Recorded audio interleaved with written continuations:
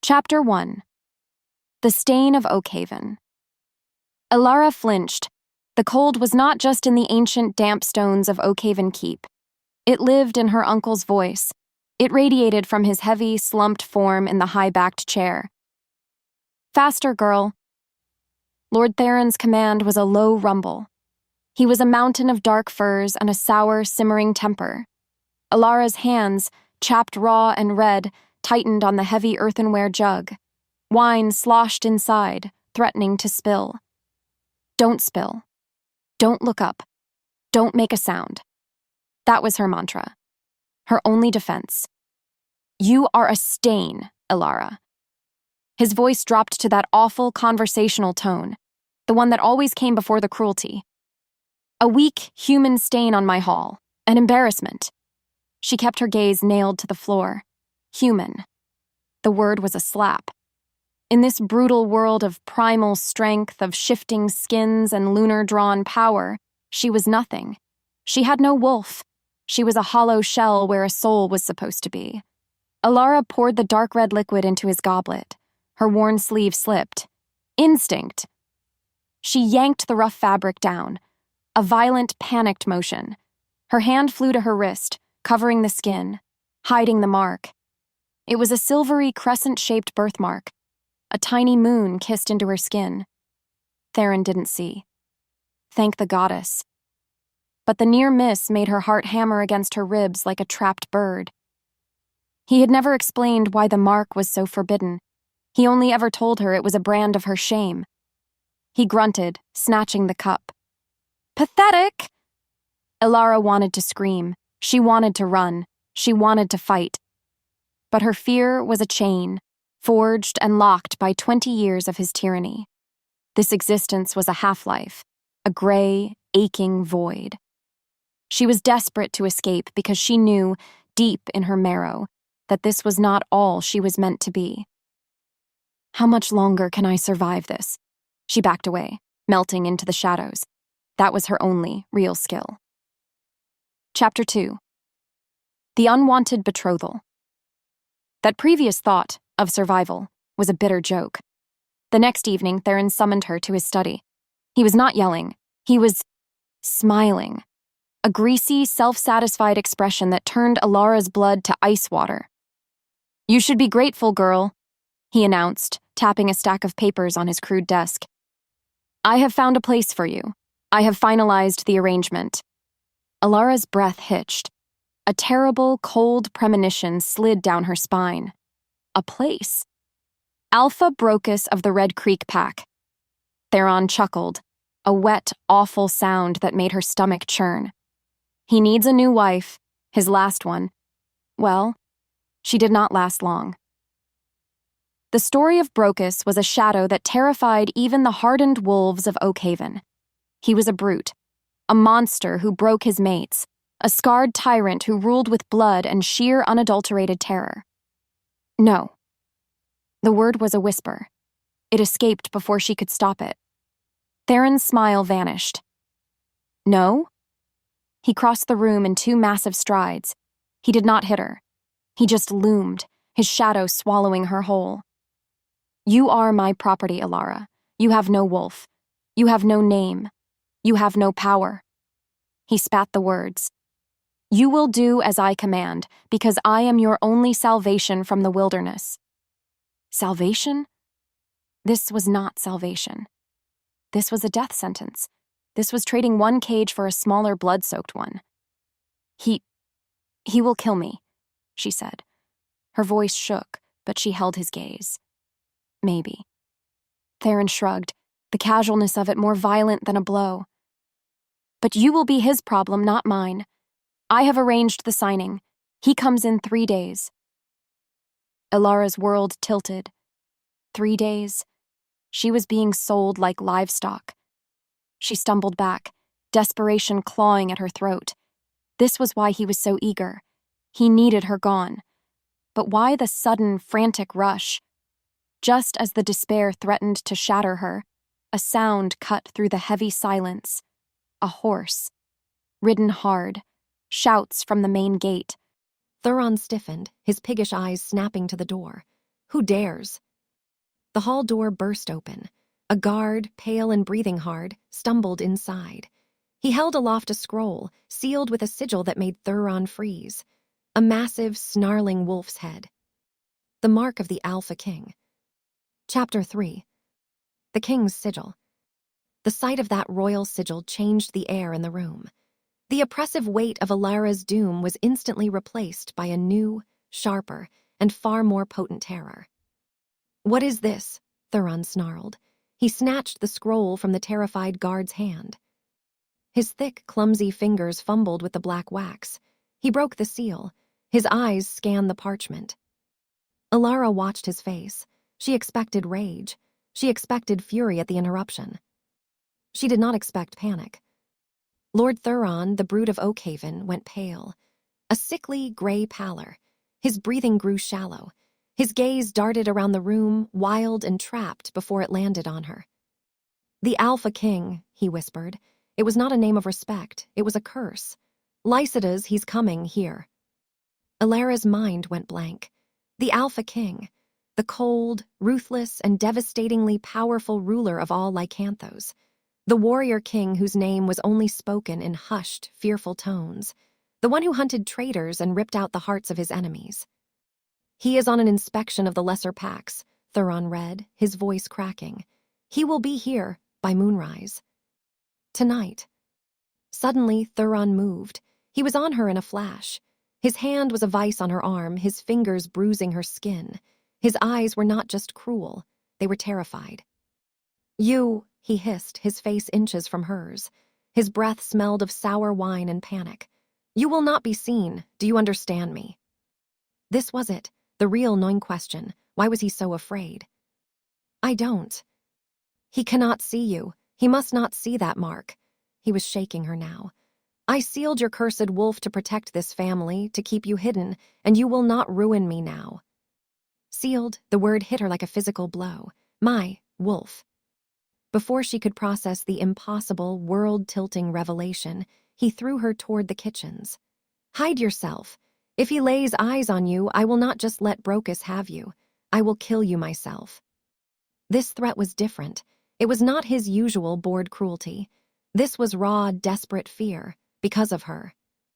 Alara ran. Her mind was a whirlwind, sealed wolf, the king. She did not get 5 steps. From the valley below, a sound split the night. A deep, resonant hunting horn. It was not the sound of an approach. It was the sound of an arrival. He was early. He was here. Chapter 4. The King's Gaze. The great hall doors boomed open. They slammed against the ancient stone walls, the sound echoing like thunder. A gust of pine-scented wind swept through the hall, guttering the torches. It left a biting, unnatural cold in its wake. The chatter died. The room itself seemed to hold its breath. And then he walked in. Alpha King Lycidas. He was not a man, he was a coming storm. Clad in black leather and dark, heavy furs that seemed to drink the light, he moved with a fluid, lethal grace. His presence was a physical weight. Cold, absolute, power. His eyes, a piercing, pale, inhuman silver, swept the room once. They dismissed everything. They saw nothing. Lord Thuron was bowing, a low, scraping gesture, muttering fawning welcomes. Lycidas paid him no attention. Alara tried to shrink. She pressed herself back into the shadows of the pillar. "Do not see me. Do not look at me, please." His head snapped in her direction. It was not a glance. It was an arrow. He found her as if she were a roaring fire in the freezing hall. His gaze locked onto hers. The air crackled, zapping her skin. Alara's breath hitched, trapped in her lungs. And something deep inside her, something dormant and sealed, thrummed. It was a low, aching vibration, a note she had never felt before. A sound ripped from the king's chest. A low, inhuman growl that vibrated the very air. It was not a greeting. It was recognition. It was possession. Thuron, seeing his king distracted, finally noticed her. In his panic, he shoved Alara forward. "My king! Wine! Serve the king, you useless girl!" Alara stumbled, her legs shaking. She had to walk toward the storm. As she approached, his silver eyes narrowed, tracking her. They fixed on her arm, on the worn sleeve she clutched. His hand shot out, large, warm, calloused. He did not grab her, he just held his hand open. The command was absolute. Trembling, she reached for the wine jug. He did not want the wine. His gaze dropped to her wrist. "Show me." Chapter 5. Promise to an. "Show me," Lycidas repeated. His voice was not loud, it was a razor's edge. Ilara's heart hammered. He knows, he knows. Thuron stepped in, his face slick with a coward's sweat. He tried to laugh, a wet, nervous sound. "Ah, my king, pay her no mind, she is just a clumsy, half-witted servant. She is marked," Lycidas interrupted. His gaze never left Ilara. He was speaking to her, not to Thuron. Ilara's hand was frozen on the jug. She could not move. She could not breathe. "It is nothing," Thuron blurted out, the panic rising high in his voice. "A meaningless stain. She is nothing, a half-breed, a mistake, a wretch I have clothed and fed out of pity." Lycidas's jaw tightened. A single muscle jumped. "In fact," Thuron continued, digging his own grave with frantic, clumsy hands, "I have just solved her problem. She is promised to another, Alpha Brocus, a good, strong match. He takes her off my hands in 3 days." That was the wrong thing to say. The temperature in the hall did not just drop, it plummeted. The king's silver eyes slowly lifted from Ilara. They turned, with agonizing slowness, to Lord Thuron. And for the first time, Ilara saw the curse. The king's eyes were not silver anymore. They were black, pure, depthless, swirling pools of primal rage. His nostrils flared.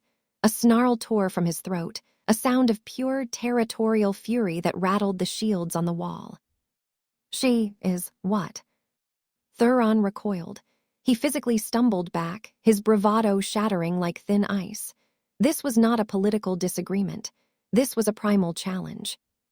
Lycidas looked at Ilara, a long, agonizing look. Then his gaze snapped back to Thuron. "She was," the king growled, the word in execution. Chapter 6. The Usurper's Bride. Thuron whimpered, a pathetic, high-pitched sound. "My king, I did not know." "Silence," Lycidas commanded the room. He took 2 long strides and stood directly before Ilara. She was a rabbit, he was the wolf. He looked down at her, his eyes still dark, the rage simmering just beneath his skin, held back by a terrifying, fragile control. He reached out. With one finger, he pushed the rough, frayed sleeve from her wrist. He exposed the silver crescent mark. A collective gasp echoed from the Oakhaven guards. They knew the legends, even if Ilara did not. Lycidas studied it. He did not touch the mark itself. He just looked, his expression unreadable, almost tormented. "The sigil of the moon kissed," he said, his voice quiet, dangerous. He was lying. Ilara knew it. He was creating a political narrative. "A mark that prophesies doom. You harbored a threat to the crown, Lord Thuron." Thuron fell to his knees. "No, I swear, she is harmless." "You are a fool," Lycidas turned. "You would marry this threat to a brute. Let this power fester in the shadows. No." He turned back to Ilara. His decision was made. "She is now a ward of Blackwood Keep. I will watch her, myself." "Yes, my king. Take her, please." Thuron sobbed, relieved, already seeing his own head clear of the axe. "Oh, I will take her," Lycidas said, his voice lethally soft. "But this is an insult to the crown. It demands a public correction." He grabbed Ilara's arm, not gently. His fingers were a band of steel. "To nullify your pathetic, broken pact, Lord Thuron. To bind this threat to my own line where I can control it." He dragged her to the center of the hall, his guards moving to bar the doors. "We will invoke the prima nocta. We will have a binding wedding. Now." Ilara's world went black. This was not a rescue. This was a capture. Chapter 7. Blackwood Keep. The journey was a blur of wind, terror, and the crushing grip of the king's guard. Ilara did not remember the ride. She only remembered the destination. Blackwood Keep was not a castle. It was a scar, a fortress of black, jagged stone that clawed at the sky. It rose from the mountainside like a predator's broken tooth. The air was thin, cold, and thrummed with a low, unsettling energy. Alara felt it in her bones, a vibration that seemed to rise from the very ground beneath her feet. The tomb, a guard had muttered. The whole keep is built on the first Alpha's tomb. She was marched into the great hall. It was vast, dark, and filled with staring, hostile faces. These were not the ragged wolves of Oakhaven. This was a court of purebred, powerful shifters. They were beautiful and they were terrifying. Their eyes, all different colors, tracked her like a piece of meat. A woman stepped forward, parting the crowd. She was stunning. Hair like spun gold, eyes the color of a summer sky, and a body poured into a deep blue gown. She smiled at Alara. There was no warmth in it, only a cold, brilliant, calculating hatred. This was Lady Seraphine of Ashfall. So, Seraphine's voice was a melodic purr, loud enough for the hall to hear. This is the thing the king brought back. How quaint. Alara shrank. She wanted to be invisible. Lady Seraphine. A new voice, firm and clear, cut through the tension. A tall man with dark, kind eyes and a calm demeanor stepped between them. He wore the black uniform of the king's beta. That is enough. He turned to Alara, offering her a simple, fur-lined cloak. You must be freezing, my lady. I am Commander Kale. Welcome to Blackwood Keep. Alara stared at him. A kind word, a gesture of warmth. He seemed like an anchor in a hostile sea. She took the cloak, her fingers brushing his. His smile was reassuring. It was the most dangerous lie she had yet encountered. Chapter 8. The Gilded K. You will be housed in my chambers. Lycidas spoke the words without looking at her. He had not looked at her, not directly, since they arrived. He was a creature of shadow and cold, tormented authority. Alara's heart seized. I will not. It is not a request. He finally turned, his silver gaze pinning her. The raw rage from Oakhaven was gone, banked beneath a chilling Arctic control. You are a ward of the crown, which means you are my responsibility. My chambers have the only adjoining room that is fully secure. He pointed to a heavy oak door. That will be yours. No one gets in. No one gets out, without my knowledge. It was a prison, a beautiful gilded cage, but a cage all the same. The main room was vast, dominated by a massive, unlit fireplace and the scent of him. Pine, winter, a faint electric tang like ozone before a storm. It was overwhelming. She fled into her adjoining room. It was smaller, but still finer than anything she had ever known. And she hated it. That night she learned the truth of her imprisonment. She heard him. Through the thick stone wall, she heard a low, agonized sound, a growl of pain, a crash. She pressed her ear to the cold stone. He was fighting. He was suffering. The monstrous rage she saw at Oakhaven, the rage that had claimed her, was not just for his enemies. It was for him, too. He was gone by morning. He was always gone. The king ruled his lands, and he ran from whatever was in his rooms at night. This left Alara alone. She found the library. It was ancient, vast, and blessedly empty. She had no plan, no goal, only a single burning question. He said my wolf was sealed. Her fingers, still raw from Oakhaven's lie, traced the spines of old books. She did not look for history. She looked for magic, for curses, for crescent-shaped marks. Chapter 9. The Alpha's Defense. 3 days passed in a blur of silent dread and lonely research. Then she was summoned. A formal court appearance. A small, mousy servant, the only person besides Kale who did not look at her with open scorn, brought her a gown of deep green velvet. It felt wrong, like a costume on a stolen doll. The court was gathered. Lycidas was on his throne, a carved stone monstrosity, looking bored and dangerous. Alara was forced to stand near the dais, a living trophy of his conquest. And then Seraphine was there. She drifted toward Alara, a radiant, smiling predator. My lady Alara, you look better than one would expect. The court fell silent. This was a hunt. We are all so curious about the king's new ward, Seraphine continued, her voice dripping with false sweetness. You must tell us, as a human, what do you know of pack law? What could you possibly offer an alpha? The insult was precise. It branded Alara as a useless, wolfless human pet. She opened her mouth, but nothing came out. Her face burned. She saw Thuron's sneer in every watching face. Before she could find her voice, the air cracked. Lycidas was on his feet. He did not raise his voice. He did not have to. The pure, undiluted power that rolled off him was enough to make knees buckle. Lady Seraphine, his voice was deathly quiet.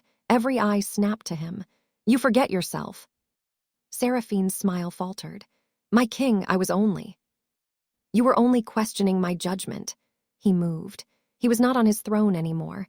He was beside Alara, his hand possessively on the small of her back. The touch was a brand, a jolt of heat through the velvet. She is not a human. She is my ward. She is under my protection, and I am the only one who will question her. His defense was absolute. It was terrifying. Alara looked at him, and all she saw was a more powerful, more controlled, and more devastating version of the uncle who had owned her.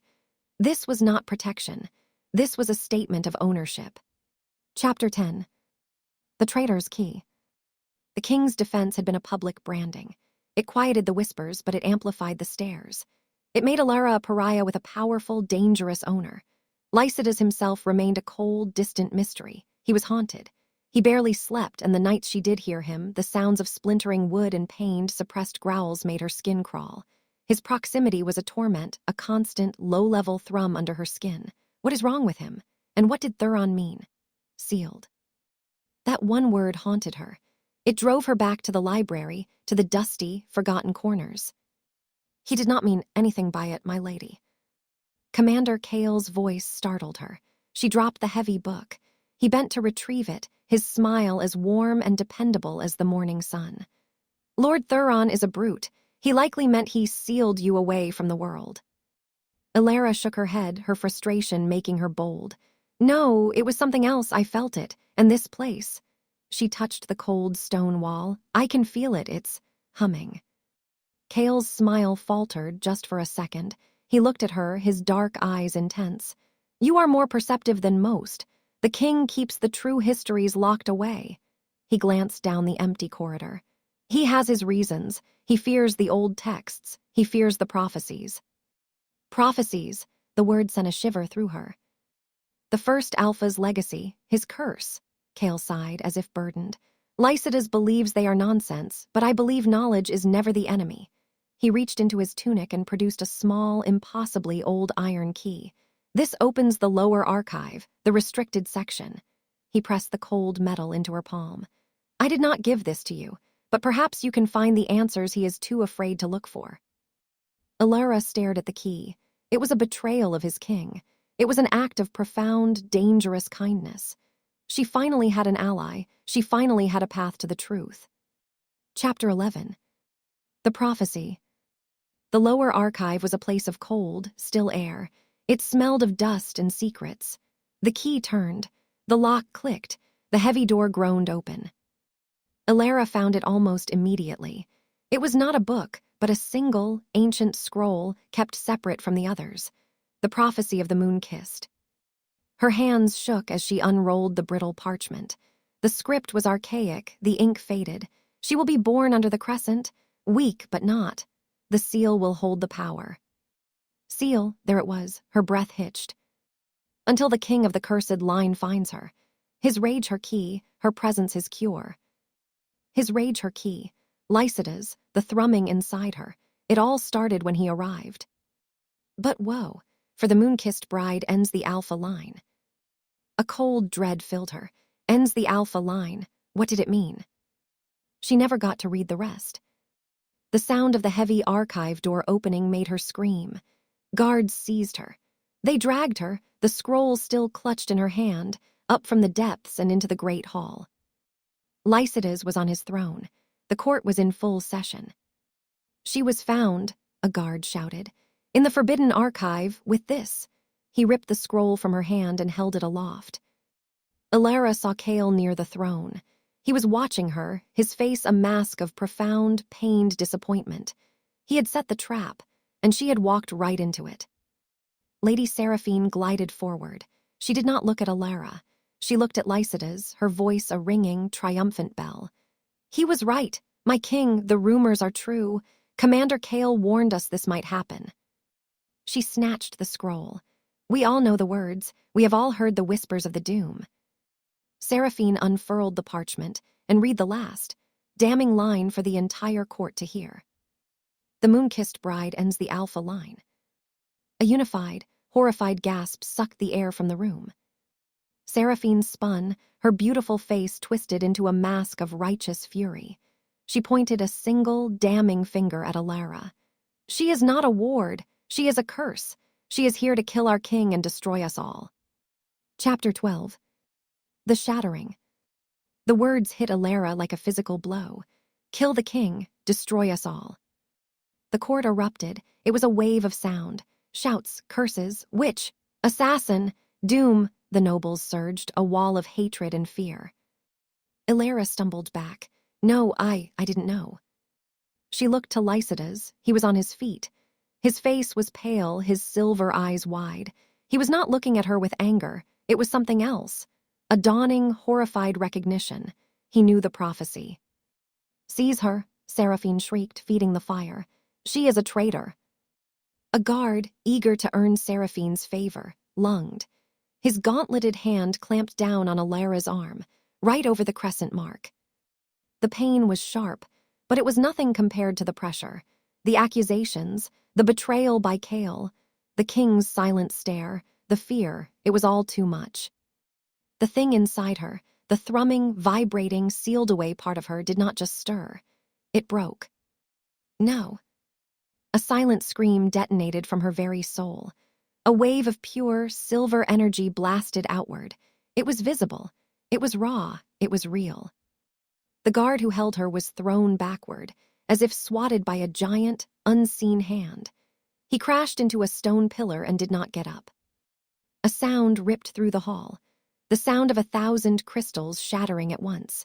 Every single window in the great hall, from the smallest pane to the massive arched window behind the throne, exploded. A hurricane of glass and cold night air ripped through the room. Torches were snuffed out, plunging the hall into a terrifying, sudden twilight. Then silence. A dead, ringing silence. Alara stood in the center of the devastation, panting. Her skin was glowing. A faint, silvery light pulsed from her, from the mark on her wrist. She looked at her hands. They were humming with a power that was not human. She looked up. The entire court was frozen, their faces masks of pure, unadulterated terror. Lycidas had moved. He was off the dais, standing 10 feet away, stopped in his tracks. He was staring at her, not with fear, but with a stunned, breathless awe. Her wolf had never been missing. It had been caged, and the cage had just been shattered. Chapter 13. The King's Cure. Alara woke up gasping, not in the hall, not surrounded by glass and terror. She was in her bed. The room was dark, the air heavy with the smell of ozone and burnt magic. He was there. Lycidas sat in the chair by her hearth. He was not wearing armor. He was in a simple black tunic, his sleeves pushed up. A bowl of water and cloth rested on the table beside him. He had been tending to her. She flinched, pulling the blankets tighter. The glass, I didn't mean to. I know. His voice, it was wrong, it was quiet, it was steady, it was calm. The biting, furious edge that always coated his words was gone. He rose and walked to her bedside.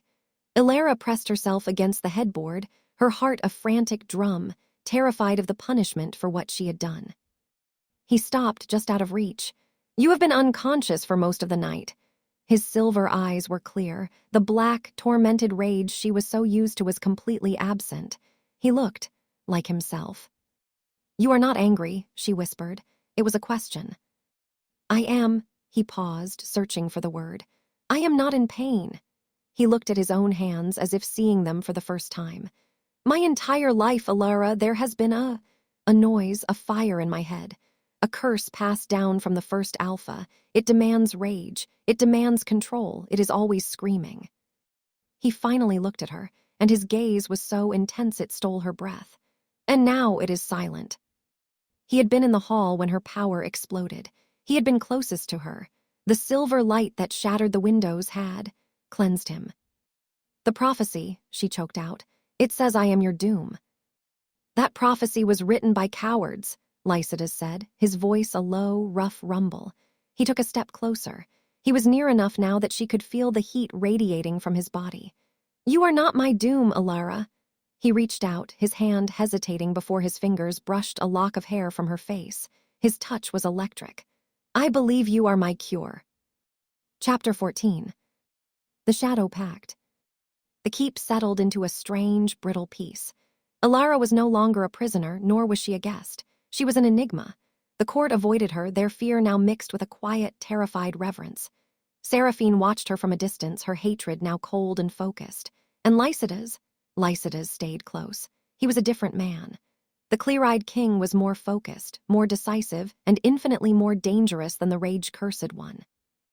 He insisted she sit in on his council meetings, for her protection. She sat in the war room, listening, when the alarms shrieked. A scout half-dead was dragged before the council table. He was shredded, his armor melted in strange, corrosive patterns. "My king! The Southern Patrol. It is gone." "Gone? What do you mean gone?" Lycidas demanded. The scout coughed, blood staining his lips. "Thuron, it was Thuron, but he was not a wolf, he was shadows. He commanded creatures made of smoke and teeth. They did not bleed, they just dissolved us." A cold dread filled the room. This was not pack warfare. This was dark magic. Commander Kale stepped forward, his kind face a mask of grim duty. "My king, this is as I feared. Thuron has made a pact, the legends of the first Alpha." They spoke of this. "He is channeling the spirit from the tomb. He is at the southern pass." Kale unrolled a map, his finger jabbing a strategic point. "He is weak from the ritual. This is his first move. You must take your main legion. Ride south, hard and fast. You must sever this connection, destroy him before his new power can take root." Lycidas looked at the map, his jaw tight. "It is the only way," Kale urged, his voice filled with loyalty.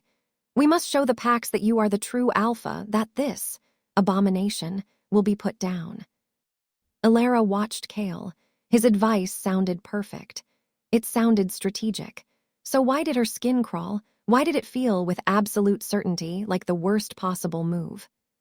Chapter 15. The Point of Choice. Lycidas made his decision. "Commander, you are right." He gave the order. The main force, the best warriors, would ride south at dawn to hunt Thuron's shadow army. The keep felt hollow after they left. A skeleton crew of guards remained. An uneasy silence fell. The attack did not come from the south. It came from the north. Horns, not horns of war, but screams, the gates splintered. Thuron stood in the shattered archway. He was not wreathed in shadows. He was a man. Kale's report had been a lie, a diversion. "Where is my niece?" Thuron roared. His eyes were milky, and his strength radiated in a sickening, dark pulse. Lycidas, Kale, and the few remaining guards raced into the courtyard. "Thuron, you are finished," Lycidas bellowed. "No, you are," Thuron sneered. He was stronger than a wolf, faster. He and Lycidas met in a clash of steel that shook the stones. Alara was on the battlements, Kale protecting her, holding her back from the edge. Lycidas was a master, but Thuron did not tire. He did not feel pain. He fought with a dark, frenetic energy. Lycidas stumbled, an unnatural, shadowy cut opening on his arm. He was slowing. Thuron raised a massive war axe, its edge glowing with a sick, purple light. Lycidas was on one knee. He was going to die. "No," Alara whispered. Kale's hand was on her arm. "My lady, stay back. It is too dangerous." "He's going to die," she said, louder. "The king is strong," Kale said, his voice tight. But he was not looking at the fight. He was looking at her. Alara saw it. The duel. The undefended king, the traitor at her side, waiting for the end. This was her choice. Be the victim or be the weapon. "No," she screamed. She ripped her arm from Kale's grasp. She ran to the edge. She did not know what she was doing. She only knew she would not let this happen. She threw her hands out. She did not scream. She commanded. A shield, not an explosion. A focused, shimmering wall of silver energy erupted from her. It slammed into Thuron an instant before his axe could fall, throwing the massive brute backward, end over end, into the far courtyard wall. Silence. Thuron roared, stunned. Lycidas looked up from his knee, his silver eyes wide, locked on her. Kale stared at Alara, his mask of kindness completely gone, replaced by a look of pure, unadulterated shock. She had just saved the king. She had just ruined the plan. Chapter 16. The calm. The courtyard was still. Thuron had vanished, a shadow retreating into the forest, leaving only the scent of dark magic and ozone.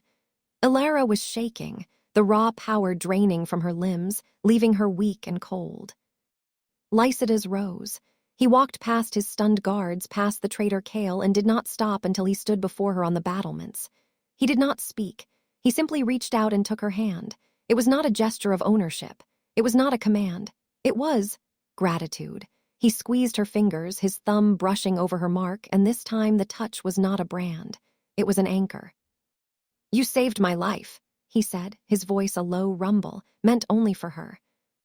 "You saved mine," she whispered back, remembering the hall at Oakhaven. A fragile, unspoken truce settled between them in the days that followed. The court was terrified, but Lycidas was not. His rage was gone, and his focus was entirely on her. He brought her to the war room, not as a ward, but as a partner. "What do you feel?"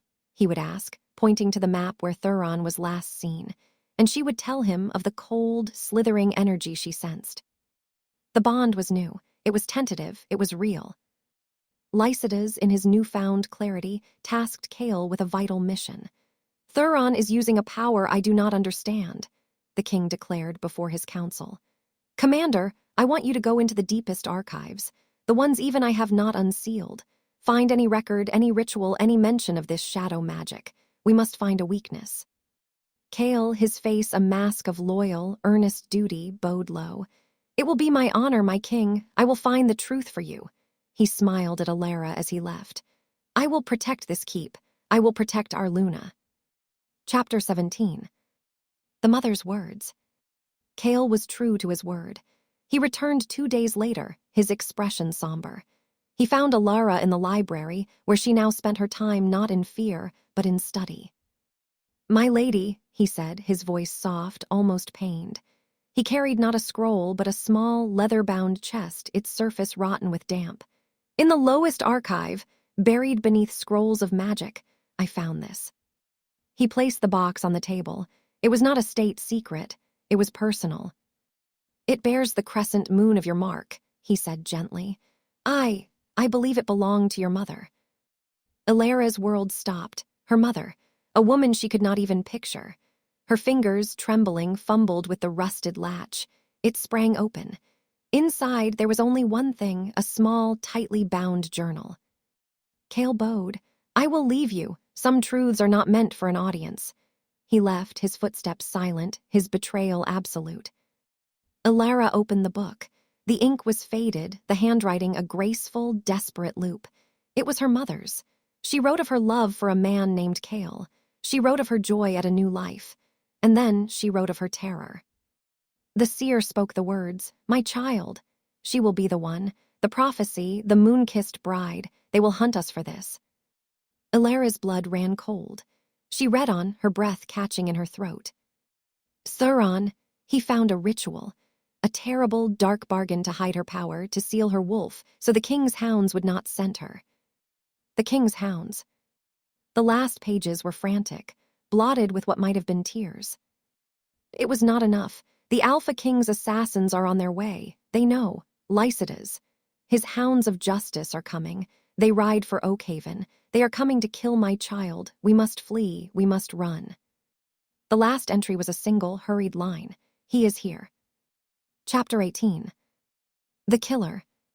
Alara ran. The journal was clutched in her hand, the brittle pages crushing against her palm. Lycidas, his hounds, his assassins. She slammed through the doors of the throne room. He was there, conferring with his guards, his back to her. He was clear-eyed. He was strong. He was the man who had just begun to earn her trust. You, she choked out. The word was a poisoned dart. Lycidas turned. The pleasure on his face at seeing her was instant, and then it vanished, replaced by confusion as he saw her expression. Alara, what is it? You are as pale as death. She held up the journal. She could not speak. She was shaking so hard the book was a blur. What is that? He asked, taking a step toward her. She wrote their names, Alara whispered, the words tearing her throat. My mother, she wrote your name. He froze, his gaze dropped to the book in her hand. A flicker, a shadow, a memory he had buried for 2 decades. The hunt, at Oakhaven, she pressed, the tears coming now, hot and agonizing. She wrote about the traitors who harbored the prophesied child, the ones you were sent to execute. He looked at her, he saw the name on the cover, he remembered, the orders, the fire, the 2 traitors who had fought with impossible, desperate strength. Alara, he began, his voice rough. It was a long time ago. I was told they were a threat to the crown. Were they? She screamed, the sound ripping from her. Or were they just a mother and a father? Were they my mother and father? He did not deny it. He could not. His silence was a confession. His torment was his guilt. I did, he finally whispered. The words shattered the world. I did, it was me. It was a curse. It had always been a curse. Alara's knees gave out. She collapsed, her last fragile piece of hope turning to ash. He, her fated mate, her cure. He was her parents' murderer. Just as her scream of pure, soul-shattering despair ripped through the hall, a new sound joined it. A deep, groaning crack from the stones beneath the keep. The alarms, the real ones, began to shriek. The tomb was opening. Chapter 17. The mother's words. Cale was true to his word. He returned 2 days later, his expression somber. He found Alara in the library, where she now spent her time not in fear, but in study. My lady, he said, his voice soft, almost pained. He carried not a scroll, but a small, leather-bound chest, its surface rotten with damp. In the lowest archive, buried beneath scrolls of magic, I found this. He placed the box on the table. It was not a state secret. It was personal. It bears the crescent moon of your mark, he said gently. I believe it belonged to your mother. Alara's world stopped. Her mother, a woman she could not even picture. Her fingers, trembling, fumbled with the rusted latch. It sprang open. Inside, there was only one thing, a small, tightly bound journal. Cale bowed. I will leave you. Some truths are not meant for an audience. He left, his footsteps silent, his betrayal absolute. Alara opened the book. The ink was faded, the handwriting a graceful, desperate loop. It was her mother's. She wrote of her love for a man named Cale. She wrote of her joy at a new life. And then she wrote of her terror. The seer spoke the words, my child. She will be the one. The prophecy, the moon-kissed bride. They will hunt us for this. Alara's blood ran cold. She read on, her breath catching in her throat. Thuron, he found a ritual. A terrible, dark bargain to hide her power, to seal her wolf, so the king's hounds would not scent her. The king's hounds. The last pages were frantic, blotted with what might have been tears. It was not enough. The Alpha King's assassins are on their way. They know. Lycidas. His hounds of justice are coming. They ride for Oakhaven. They are coming to kill my child. We must flee. We must run. The last entry was a single, hurried line. He is here. Chapter 18. The killer. Alara ran. The journal was clutched in her hand, the brittle pages crushing against her palm. Lycidas, his hounds, his assassins. She slammed through the doors of the throne room. He was there, conferring with his guards, his back to her. He was clear-eyed. He was strong.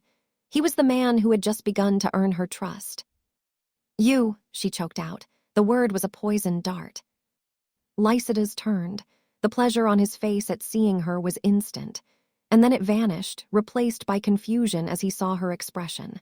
Alara, what is it? You are as pale as death. She held up the journal. She could not speak. She was shaking so hard the book was a blur. What is that? He asked, taking a step toward her. She wrote their names, Alara whispered, the words tearing her throat. My mother, she wrote your name. He froze, his gaze dropped to the book in her hand. A flicker, a shadow, a memory he had buried for 2 decades. The hunt, at Oakhaven, she pressed, the tears coming now, hot and agonizing. She wrote about the traitors who harbored the prophesied child, the ones you were sent to execute. He looked at her, he saw the name on the cover, he remembered, the orders, the fire, the 2 traitors who had fought with impossible, desperate strength. Alara, he began, his voice rough. It was a long time ago. I was told they were a threat to the crown. Were they? She screamed, the sound ripping from her. Or were they just a mother and a father? Were they my mother and father? He did not deny it. He could not. His silence was a confession. His torment was his guilt. I did, he finally whispered. The words shattered the world. I did, it was me. It was a curse. It had always been a curse. Alara's knees gave out. She collapsed, her last fragile piece of hope turning to ash. He, her fated mate, her cure. He was her parents' murderer. Just as her scream of pure, soul-shattering despair ripped through the hall, a new sound joined it. A deep, groaning crack from the stones beneath the keep. The alarms, the real ones, began to shriek. The tomb was opening. Chapter 19. The true face of the tomb. The throne room shook. The deep, groaning vibration was not a sound Alara heard. It was a sickness she felt in her teeth. She was still on her knees, the journal a painful lump beneath her palms. The man she had just begun to trust, the man whose touch had become her anchor, was the reason she was an orphan. His confession hung in the air, heavier and more toxic than smoke.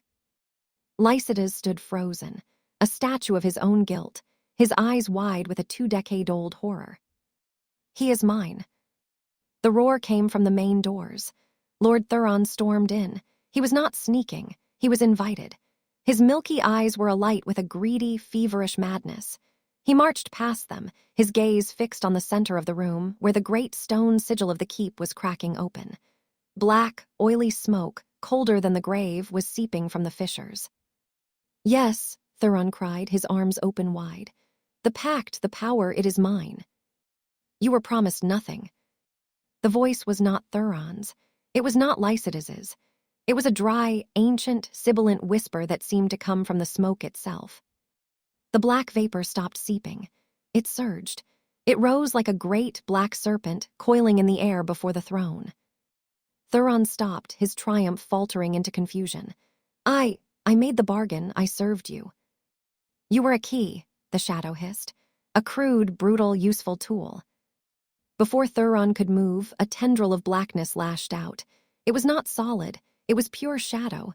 It wrapped around Thuron's thick neck. He gagged. He clawed at it, but his fingers found only air. More tendrils swarmed him, wrapping his arms, his chest. He screamed.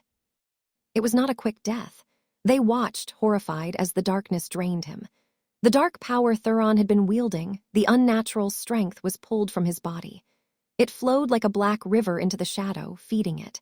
Thuron withered, his skin graying, his body shrinking, until he was just a dried, empty husk that clattered to the floor. The smoke solidified. It used Thuron's husk as a grotesque anchor, drawing in the armor, the flesh, the power. It reformed into a new, monstrous shape, a towering knight of shadow and bone. Its eyes were 2 burning, ancient, intelligent coals. It looked at Lycidas. It looked at Alara. The cursed king, it rasped, using Thuron's stolen voice. And the moon-kissed bride, perfect. It turned its burning gaze on Lycidas. You were the best pawn, so easy to twist, so easy to fill with rage. I whispered to your father's hounds. I guided them to the rumors. I made you the weapon that cleared the board for me. Chapter 20. The Greater One. The revelation was a physical blow. Lycidas stumbled back, his face a mask of pure, unadulterated horror. He was a weapon. His curse, his rage, his justice. It had all been a lie, puppeteered by the monster now wearing Thuron's skin. No, a new voice choked out. Commander Kale stood in the archway. He was pale, shaking, his eyes wide with the terror of a zealot who has just seen his god bleed. This This was not the plan. This is an abomination. I was protecting the Alpha line. I was stopping the prophecy. The first Alpha laughed. It was a sound like grinding rocks. You are the Alpha line. I am the prophecy. I am the beginning, and I will be the end. Kale looked at the monster. He looked at Lycidas. And he finally looked at Alara, his kindness now revealed as the most profound, calculated cruelty. He gave me a fragment. He told me the bride was the doom. He lied. The traitor fumbled inside his tunic, his hands shaking so badly he could barely grasp the object. He pulled out a different scroll, a complete one, its seal still intact. Lycidas, his spirit shattered, raised his greatsword. His movements were heavy, defeated.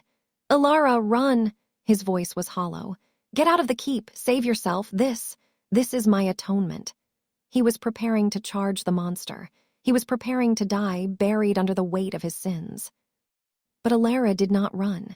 She stepped past him, her eyes locked on the scroll in Kale's hand. She ripped it from the traitor's grasp and tore the seal.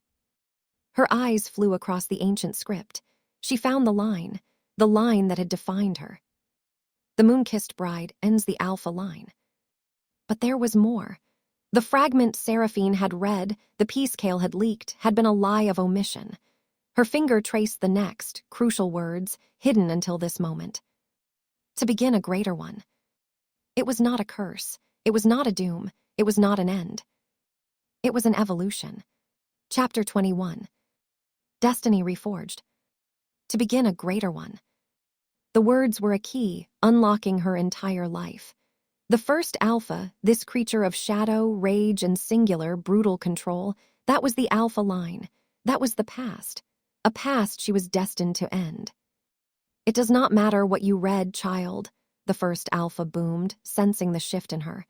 It pointed a shadowy finger at Lycidas. He is your parents' killer. He is your true enemy. Your bond is a poison. Hate him. Let that rage feed you. Strike him down. Alara looked at Lycidas. He was on one knee, his sword braced, his head bowed, waiting for her judgment or the monster's blow. He was broken. He was a killer. He was a victim.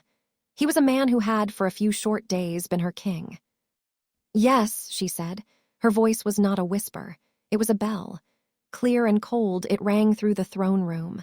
I hate what you did. I will never stop grieving what you took from me.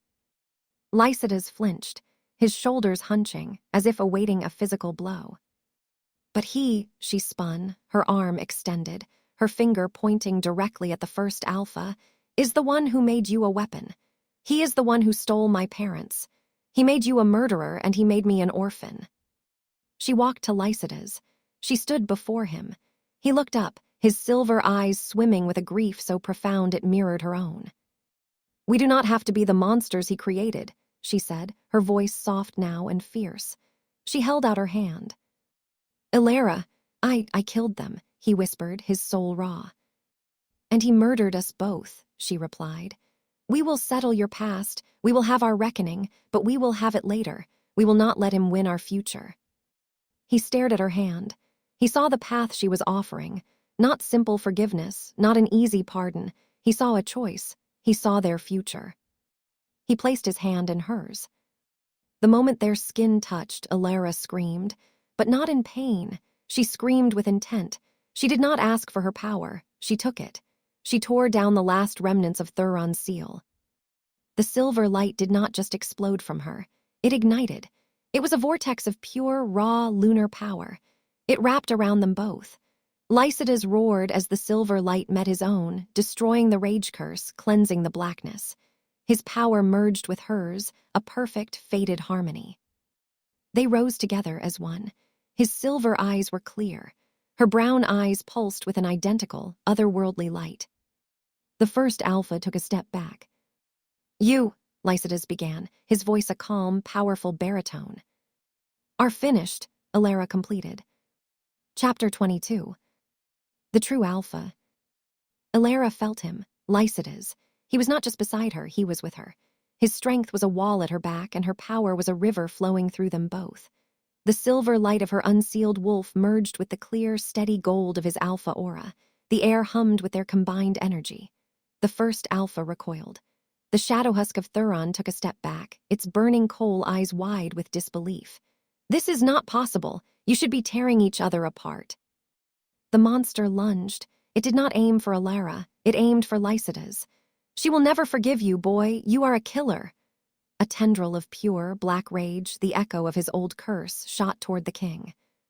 Alara moved. She did not think. She was. She stepped in front of Lycidas. The blackness hit her and vanished. It dissolved into her silver light like a drop of ink in the ocean. She was the cure.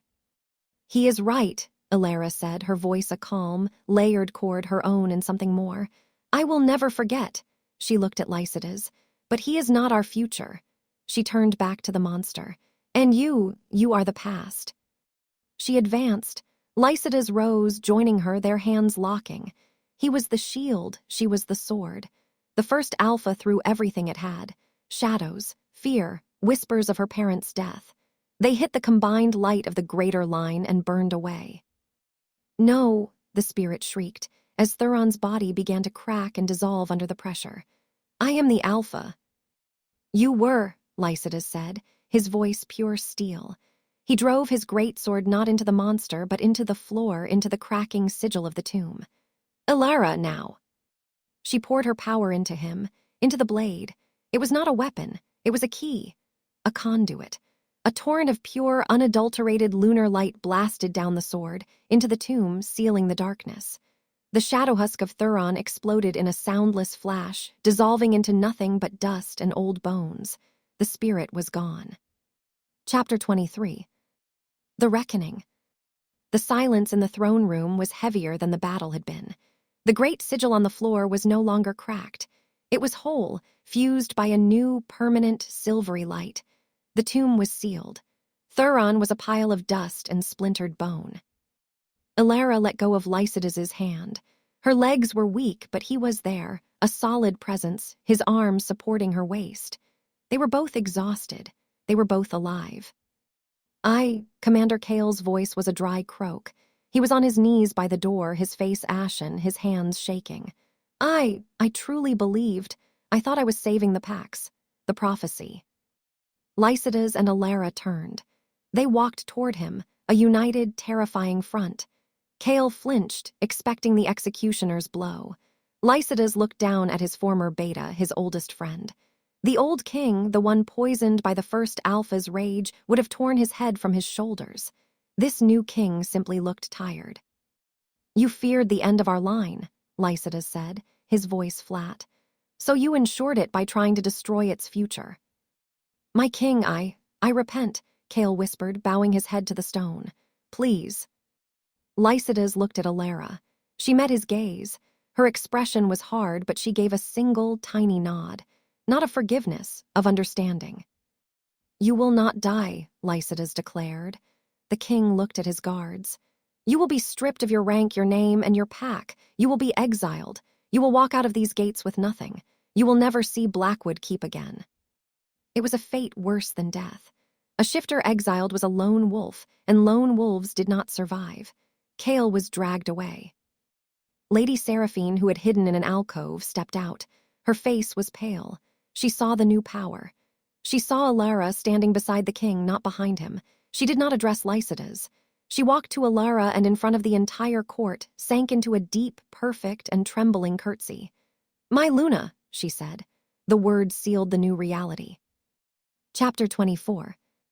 The Greater Line. 3 months later, sunlight streamed into the great hall of Blackwood Keep. The shattered windows had been replaced, not with dark, stained glass, but with clear panes that let in the morning. Tapestries depicting hunts and battles had been replaced with those showing pack life, harvests, and the moon. The keep, once a tomb, felt warm.